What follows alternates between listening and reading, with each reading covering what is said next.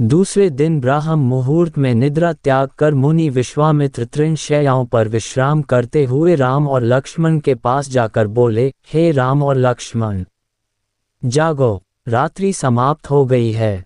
कुछ ही काल में प्राची में भगवान भुवन भास्कर उदित होने वाले हैं।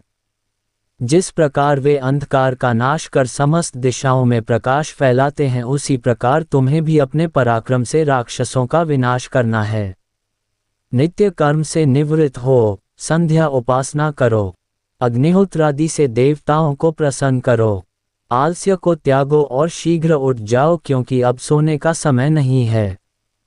गुरु की आज्ञा प्राप्त होते ही दोनों भाइयों ने शैया त्याग दिया और नित्य कर्म एवं स्नान ध्यान आदि से निवृत्त होकर मुनिवर के साथ गंगा तट की ओर चल दिए।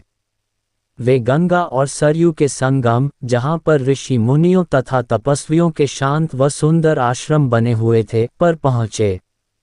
एक अत्यधिक सुंदर आश्रम को देखकर रामचंद्र ने गुरु विश्वामित्र से पूछा, हे गुरुवर, ये परम रमणीक आश्रम किन महर्षि का निवास स्थान है? राम के प्रश्न के उत्तर में ऋषि विश्वामित्र ने बताया, हे राम, यह एक विशेष आश्रम है। पूर्व काल में कैलाशपति महादेव ने यहाँ घोर तपस्या की थी। संपूर्ण विश्व उनकी तपस्या को देखकर विचलित हो उठा था। उनकी तपस्या से देवराज इंद्र भयभीत हो गए और उन्होंने शंकर जी के तप को भंग करने का निश्चय किया। इस कार्य के लिए उन्होंने कामदेव को नियुक्त कर दिया। भगवान शिव पर कामदेव ने एक के बाद एक कई बाण छोड़े, जिससे उनकी तपस्या में बाधा पड़ी। क्रुद्ध होकर महादेव ने अपना तीसरा नेत्र खोल दिया। उस तीसरे नेत्र की तेजोमयी ज्वाला से जलकर कामदेव भस्म हो गए। देवता होने के कारण कामदेव की मृत्यु नहीं हुई, केवल शरीर ही नष्ट हुआ। इस प्रकार अंग नष्ट हो जाने के कारण उसका नाम अनंग हो गया और इस स्थान का नाम अंगदेश पड़ गया।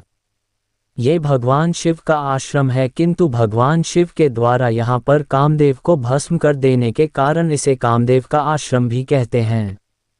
गुरु विश्वामित्र की आदेशानुसार सभी ने वहीं रात्रि विश्राम करने का निश्चय किया।